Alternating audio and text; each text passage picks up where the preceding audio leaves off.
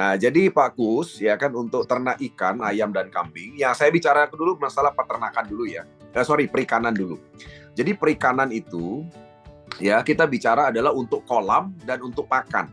Ya, jadi sebenarnya kalau untuk perikanan itu diberikan kedua-duanya bagus, ya kan. Nah, jadi artinya kalau diberikan di kolam, maka dia akan membantu untuk membunuh bakteri jahat yang ada di kolam.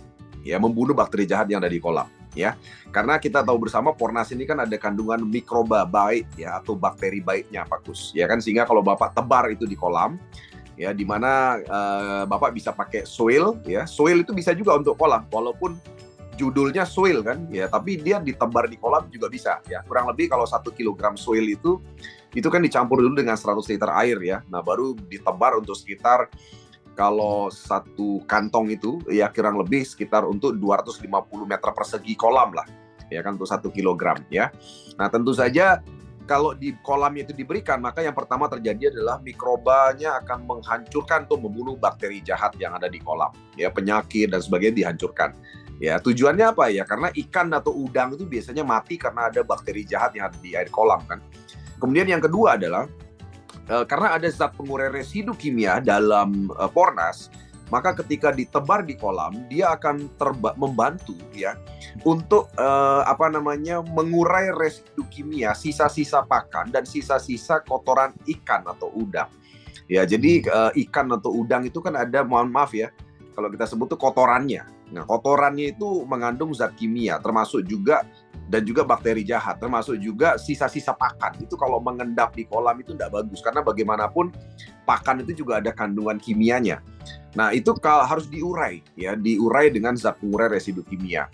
Nah, sehingga dengan adanya penggunaan Pornas di kolam itu akan membantu penguraian residu kimia yang sumbernya dari pakan dan juga dari kotoran ikan atau udang. Nah, sehingga dia tidak menjadi racun ya di kolam itu. Karena kalau kotoran ikan sama kotoran bekas-bekas pakan itu kalau dibiarkan itu akan jadi racun, dan racun itu akan membunuh ikan atau udang yang ada di dalamnya ya. Nah, oleh sebab itu harus diurai dengan mikroba yang ada dalam Pornas ya.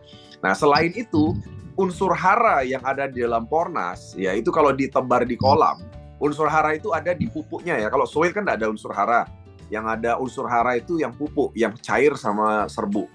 Nah, itu ada unsur haranya ya. Nah, unsur hara itu kalau ditebar di kolam itu akan membantu pertumbuhan plankton.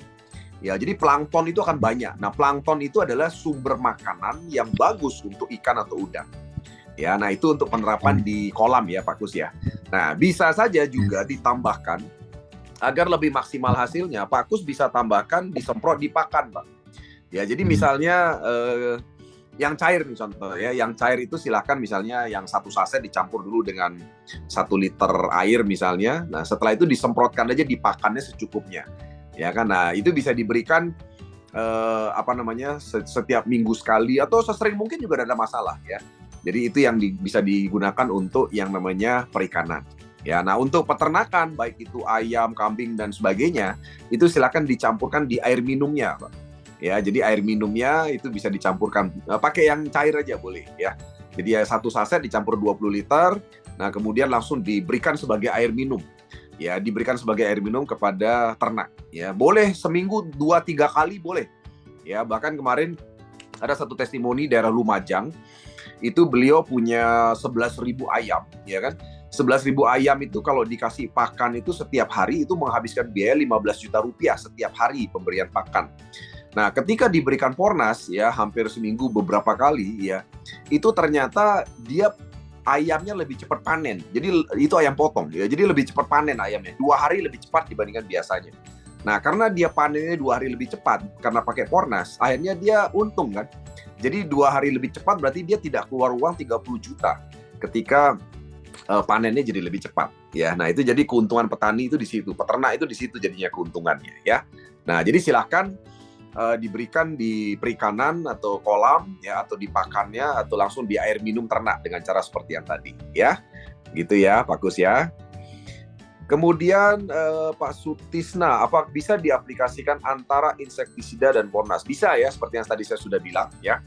Silakan, tidak ada masalah ya. Jadi misalnya masih memerlukan yang namanya pestisida kimia misalnya, itu masih bisa silakan dipakai ya. Namun ya Pak Sutisna, Saya sarankan begini, banyak petani kita itu kan sekarang menggunakan pestisida itu karena kebiasaan. Artinya kebiasaan itu gini maksudnya, mereka berpikir gini, biasanya kalau sekian hari itu akan muncul hama ini, biasanya nih gitu ya. Nah jadi mereka belum nunggu keluar hamanya, mereka udah semprot duluan gitu, biasanya terjadi begitu kan. Nah satu hal yang mungkin nanti Pak Sutisna boleh pahami lebih dalam, kami ada satu materi yang bagus Pak mengenai 7 keajaiban Pornas ya.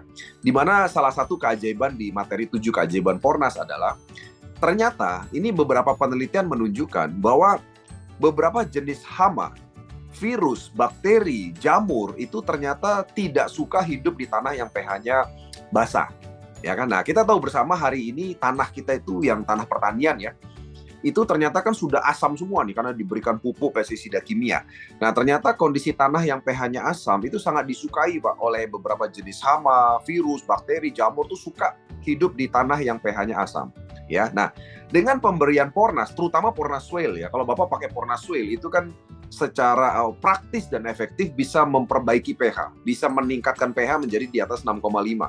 Nah ternyata dalam beberapa kasus, ketika pH tanah di pertanian Bapak menjadi di atas 6,5 Pak, itu beberapa jenis hama, virus, bakteri, ya itu jamur itu pergi dengan sendirinya. Ya, padahal Pornas ini bukan pestisida, Pornas ini adalah nutrisi. Ya kan, tapi dengan membuat pH tanah itu menjadi normal atau bahkan di atas normal atau basah, itu beberapa jenis hama, virus, bakteri pergi, Pak. Ya kan, sehingga kadang-kadang nih, Pak, ya, kami sering temui petani udah nggak perlu lagi pestisida, nggak perlu lagi fungisida kalau sudah pakai Pornas. Ya, yang penting Pornasnya kencang gitu, maka nggak perlu lagi, sehingga bisa menghemat pestisida itu sangat luar biasa. Gitu ya, Pak Sutisna ya, semoga menjawab ya.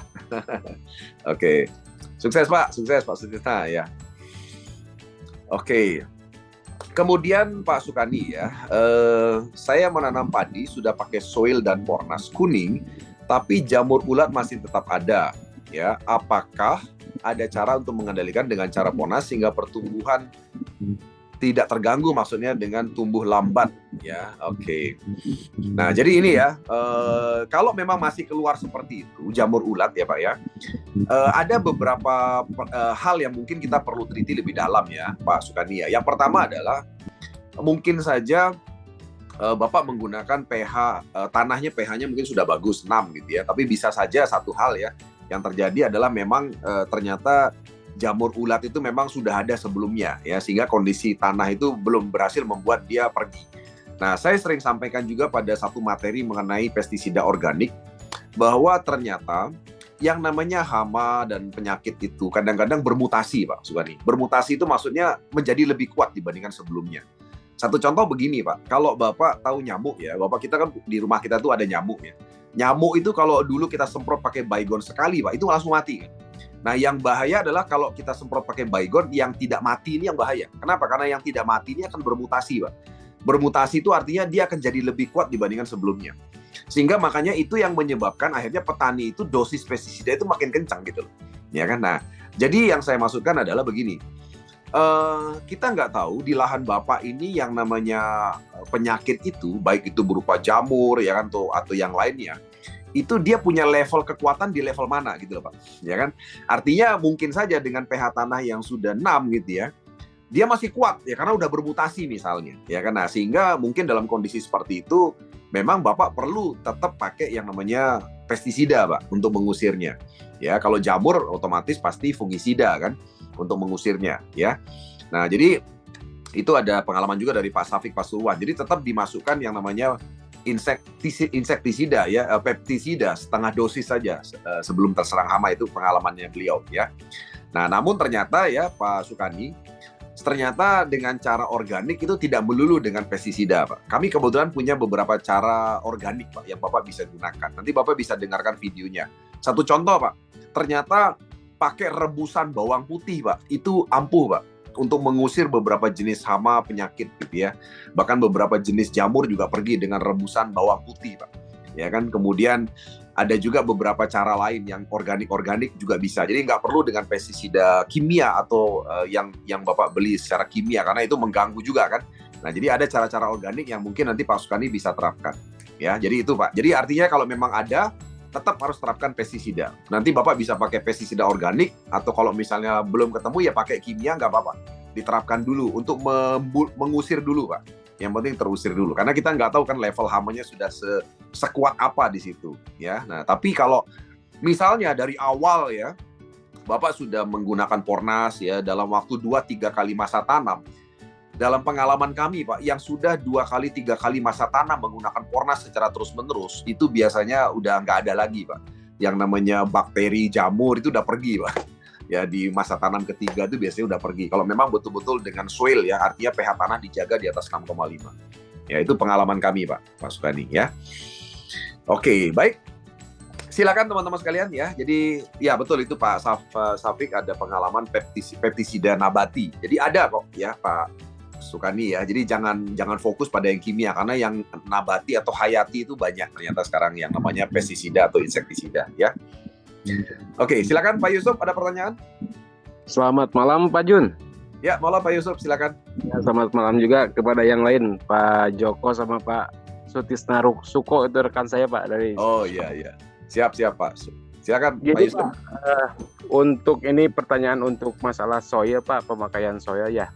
Untuk lahan 2000 meter misalkan standar minimalnya itu Pak berapa Pak? Pemakaian untuk 2000 meter persegi. Kalau 2000 meter cukup dengan 2 kantong, Pak. Cukup 2 kantong, Pak? Iya, 2 kantong aja, Pak. Kalau misalkan ini kita pemakaian mau pua gitu, dalam artian gak pakai pupuk yang lain, gak pakai pupuk kandang gitu, langsung pakai, bisa gitu Pak kan Pak ya? Bisa. Jadi artinya begini, yang penting di atasnya kan belum ada tanaman kan Pak? Belum Pak, belum Pak. Jadi kalau itu masih lahan kosong, itu nggak apa-apa, Bapak bisa langsung terapkan, ya kan? Artinya tanpa pupuk kandang, tanpa kapur itu bisa langsung terapkan, ya kan? Yang penting dosisnya sesuai ya Pak ya. Setiap 1000 itu Bapak pakai 1 kantong Pak, 1 kilogram. Oke siap. Oke siap Pak. Gitu aja Pak. Terima kasih banyak Pak. Ya, baik Pak Yusuf. Pak Yusuf, saya sarankan Pak Yusuf nanti coba dengar video di YouTube kami, itu yang judulnya 7 Keajaiban Pornas Pak. Ya, di mana di situ diberikan pemahaman betul mengapa kok sudah dengan Pornas Soil itu nggak perlu lagi pakai kapur, pupuk kandang, kompos itu nggak perlu. Nah, Bapak boleh dengar video itu ya Pak ya. Siap Pak. Oke, baik, sukses Pak Yusuf. Ya, sama-sama. Ya. Kemudian Pak Sutisna ya, rebusan bawang putih berapa banyak bawang putih untuk tangki 14 liter? Cukup 100 gram Pak Sutisna, 100 gram bawang putih Pak. Jadi 100 gram bawang putih Bapak tumbuk Pak. Bapak tumbuk sampai halus ya kan, atau blender boleh silakan. Kemudian setelah itu Bapak masukin air 2 liter air, Bapak rebus Pak. Rebus sampai mendidih Pak. Ya, rebus sampai mendidih sampai nanti airnya menguap Pak. Menguap sampai sisa tinggal 1 liter Pak. Jadi 2 liter itu tersisa 1 liter. Nah, yang 1 liter itu Bapak saring, nah Bapak masukin ke dalam tangki yang 14 liter Pak. Ya, nah itu dosisnya kurang lebih Pak. Jadi 1 liter aja, tapi 1 liternya dari rebusan 2 liter Pak. Ya, pokoknya digodok. Jadi bawang putihnya digodok Pak. Gitu ya Pak. Dicoba Pak, itu nanti hama pergi Pak. Hama takut, kutu-kutu takut, pokoknya beberapa jamur, bakteri itu jadi hama dan beberapa jenis penyakit itu takut dengan yang baunya menyengat, ya kan, baunya menyengat, ya, yang nggak enak, pokoknya baunya menyengat, baik yang jelek maupun harum itu nggak suka. Nah, satu contoh misalnya kalau yang harum-harum itu tanaman refugia, namanya bunga-bunga refugia itu kalau ditanam di pinggir-pinggir lahan itu juga akan memancing hama dan sebagainya itu justru ke situ gitu kan, kutu-kutu dan sebagainya itu justru terbang ke situ, jadi dia nggak nyerang tanaman Anda gitu kan. Nah, demikian juga dengan tadi bawang putih, tembakau, atau buah mengkudu ya. Buah mengkudu itu juga, wah itu baunya kan nggak enak itu kan. Ya mohon maaf ya, saya juga dulu saya suka sekali rujak buah mengkudu. Ya itu kalau orang bilang baunya kayak kencing kuda gitu kan. Tapi enak itu kalau bikin rujak. Tapi itu kalau direbus Pak, itu kalau disemprot Pak di tanaman, wah itu pasti hama lari Pak. Karena baunya kan nggak enak gitu kan. Nah, hama itu pergi dengan buah mengkudu yang rebusan itu. Ya kan? Jadi dia nggak suka dengan bau yang keras. Nah, itu beberapa pestisida organik yang Bapak Ibu sekalian itu bisa pakai tanpa perlu yang namanya pestisida kimia. Jadi artinya lahannya jadi tetap organik gitu ya. Hasil pertanian juga tetap organik ya. Nah, sabar sampai menunggu kami selesai memproduksi pestisida organik ya, karena sekarang lagi proses produksi teman-teman sekalian ya. Oke, baik. Silakan teman-teman, ada pertanyaan lagi ya? Silakan, monggo. Ada yang mau bertanya lagi ya? Saya hitung sampai 10. 1 ya, 2 3 4 5 6 7 8 9 10. Oke, tidak ada ya teman-teman sekalian ya. Baik, karena tidak ada teman-teman sekalian, kita cukupkan Zoom kita malam hari ini teman-teman sekalian. Bagi Anda yang belum bergabung bersama kami, Anda segera bergabung ya. Anda bisa segera miliki lisensi daripada AWM Star Life, dan teman-teman tadi sudah dengar bagaimana visi misinya AWM Star Life. Ya, kami mengajak Anda untuk merubah hidup Anda dalam 6 bulan ke depan bersama produk-produk AWM Star Life dan juga bisnis sistem daripada AWM Star Life. Dan ingat kata kuncinya bahwa kami tidak mengajak Anda untuk menjual produk. Kami mengajak Anda untuk menggunakan produk-produk ini untuk diri Anda sendiri, untuk keluarga, dan Anda silakan ceritakan manfaat daripada produk ini kepada orang-orang di sekitar Anda, ya, agar mereka juga mau menggunakan produk ini. Jadi ingat, yang kita bentuk adalah jaringan pelanggan, bukan jaringan penjual, ya. Membentuk jaringan pelanggan.